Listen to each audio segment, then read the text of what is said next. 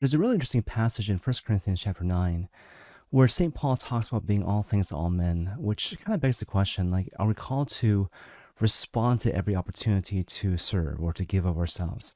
And the answer actually, surprisingly perhaps, is no.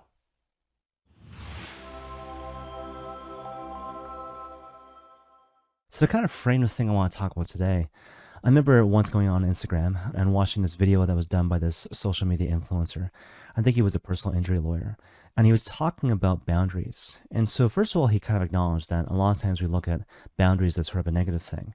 And so, just to kind of paraphrase, he kind of suggested that a lot of times we look at boundaries as something which kind of blocks authentic communication and relationship. But he said boundaries are basically the means by which we communicate to the world through our words and through our actions, that which we find to be important and valuable. And you find this point expressed in a bunch of different ways throughout the course of the gospel. And so, for example, in the Gospel of Matthew, the Lord says very famously, "Come to me, all you who are weary and find life burdensome, and I'll give you rest."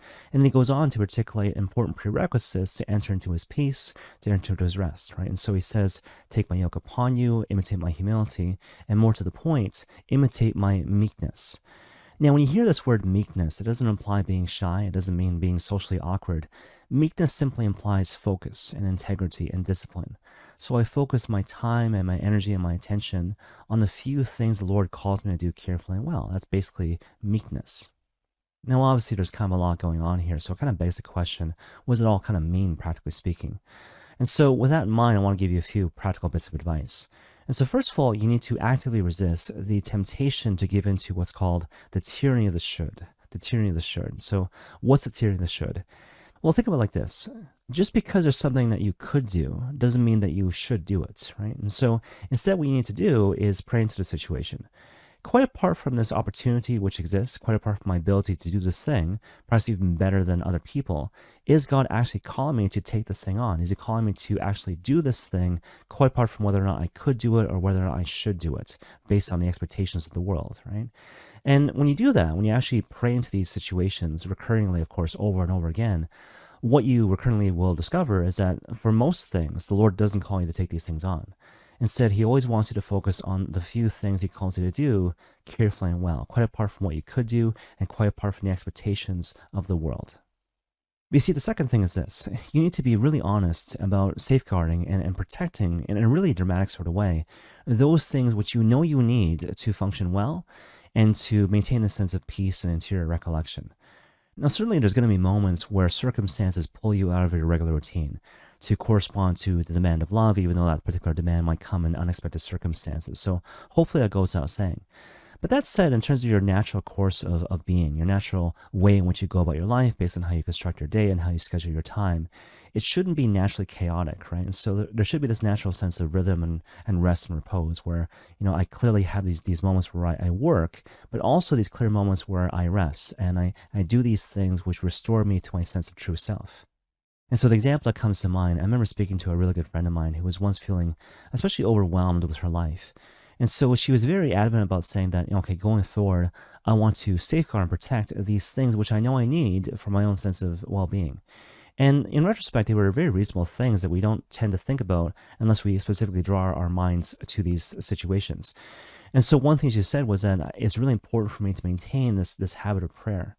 And not just saying prayers, right? But of course, inviting the Lord to speak specifically to one's heart, to speak truth in terms of identity and value. You are beloved, you are cherished, and don't listen, of course, to the lies and wickedness and deceptions of the world. So grounding your sense of identity in the Lord through a regular habit of prayer. But the second thing my friend sort of cited in terms of being protective of her own kind of well-being was this notion of patience. Patience, especially with herself, especially when it came to opportunities to garner a sense of rest and repose and recollection. And so the whole idea is that even though there might be kind of set moments in one's schedule where one kind of plans to go to bed or take one's afternoon nap, to be patient with oneself whenever one feels kind of unexpectedly tired or unexpectedly run down. To not be caught up in, like, again, some variation of the tyranny of the should. I should not be tired, or I should feel better, I should be able to power through. But instead, again, to be patient. To be patient whenever you feel unexpectedly tired and to give yourself time and space to rest in the way that you actually need to rest. In any case, the third thing my friend sort of brought up in terms of this habit she was thinking of, in terms of protecting her sense of self and safeguarding her sense of well-being, was making sure she had this regular habit of spending quality time with quality people.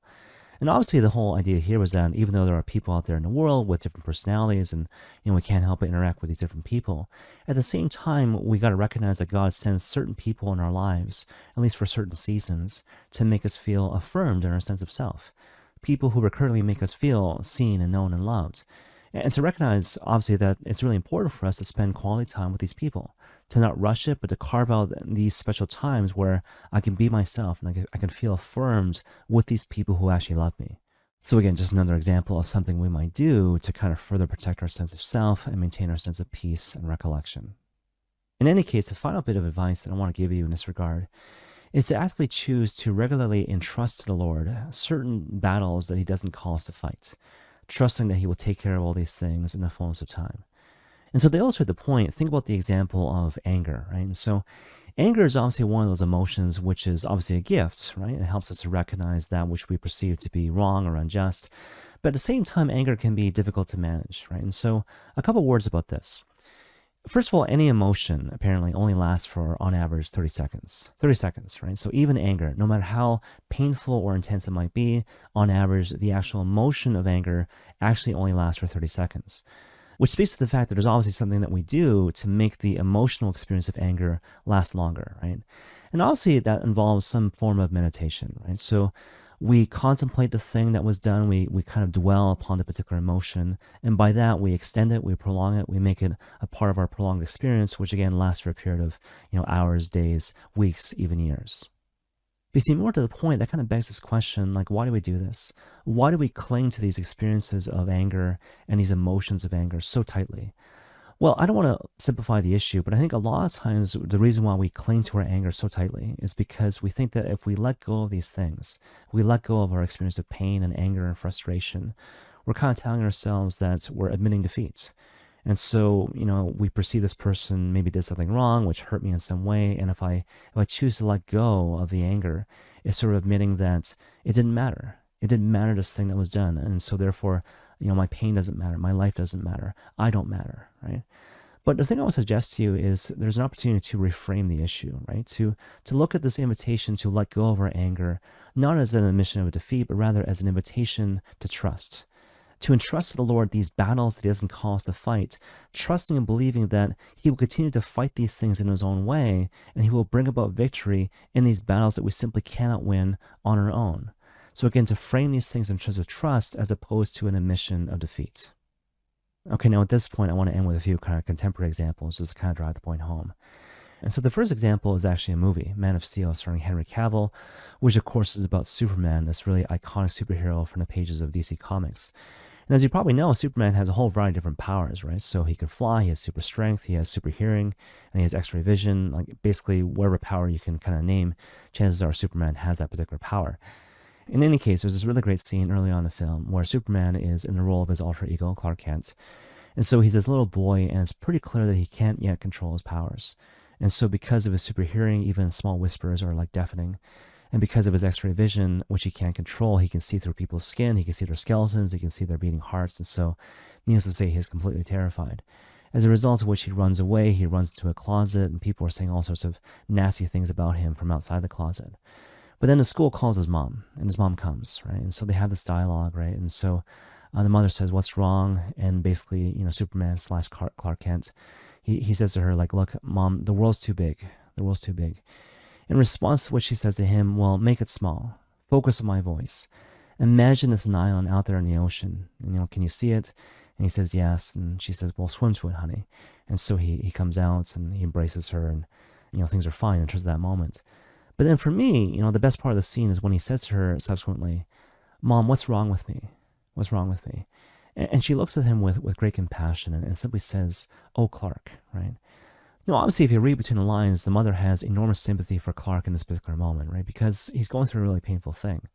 But what's missing is that it's not just like pain full stop, but it's basically a pain which is a natural symptom of what we might call kind of birth pangs, right? And so this is a necessary step to become the person that the Father is calling you to be. So even though it's painful, it is necessary, and don't think it's the final word, right? Because another way to kind of respond to that question, like, what's wrong with me? In a certain sense, nothing, because son, you are Superman, right? And so even though you're struggling to kind of master your powers, You will have that power right now. You have enormous potential to bring about significant change in the world. So just hang in there. Don't be afraid and push through. Okay, one final example. I'll kind of end with this. And so I remember once watching this episode of Pints with Aquinas, which is basically Matt Fradd's podcast, where he was interviewing this really lovely young lady who is really bravely giving this important testimony about how women often struggle also with the scourge of pornography and masturbation. And so for me, the best part of the episode was when she was recounting the story to Matt Fradd, where she was doing this, I think, oral exam at Steubenville University with this professor who she deemed to be not just brilliant, but really wise and holy and all these different things. As a result of which, at the end of their oral examination, she kind of took a chance and said to him, like, look, I've been struggling with this thing for a long time, pornography, masturbation, sexuality, basically. And so, I don't know, my fear is that because I've been struggling with this for such a long time, it means that I don't have the capacity to love in the way that the Father calls me to love. In response to which the professor apparently paused, looked down, obviously prayed into it, before giving a really slight smile and then saying to her, the reason why the devil is attacking you in this particular area of your life is not because you don't have the capacity to love in the way that God calls you to love. The devil is attacking you in this particular area of your life because your love actually in reality has the power to change the world. Obviously, friends, I really love this particular story because it speaks of something really important and indeed essential when it comes to the spiritual life. Namely this notion that even though it can be difficult to really appropriate the virtue of meekness and everything that implies, again, purpose, integrity, focus, that kind of thing, at the same time, the payoff is huge, right? And so, again, even though there might be a learning curve, even though there might be, one step back, one step forward, that type of thing, at the same time, if we learn to harness our energy, to harness our power, again, to focus on a few things the Lord wants us to do carefully and well, we thereby gain enormous power to actually change the world. And that's the thing to look forward to, and that's the thing the Lord actually calls us to do. And may God bless you all.